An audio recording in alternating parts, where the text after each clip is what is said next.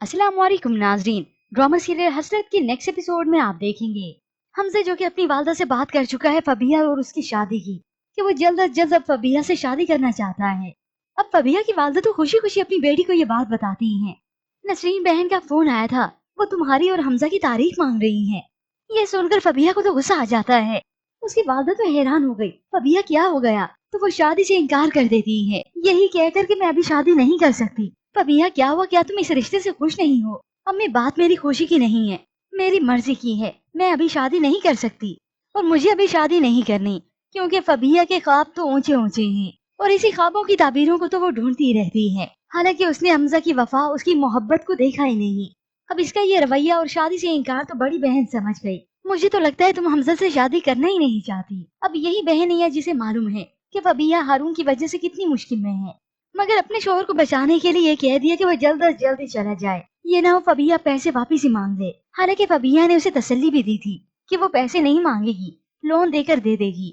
वहाँ पर हमजा भी काफी परेशान होता है जब उसे मालूम हुआ कि फबिया ने इनकार कर दिया शादी से, कि अभी वो शादी नहीं करना चाहती। और वहाँ पर ये सनाया की सास तो असल दुश्मनी पर अब उतर आई है, जब उसे इस हालत में देखकर बेटी भी छोड़कर चली गई। बेटी का कसूर नहीं माना कि वो मुझे बोझ समझती है इसीलिए चली गई, मेरी जिम्मेदारी उसे उठानी पड़ती, मगर सारा का सारा कसूर सनाया को ही देती हैं। तभी तो वो अपने बेटे को अपनी बीवी से और भी बदगुमान करती हैं। अरम तो उसी से आग बबूला हो जाता है, इतना तक कि वो ये रिश्ता खत्म करने का भी कह देता है। अगर मेरी माँ का ख्याल नहीं किया तो ये रिश्ता भी नहीं चल सकेगा। हालांकि यही सनाया है जो दिन रात अपनी सास की खिदमत करती है।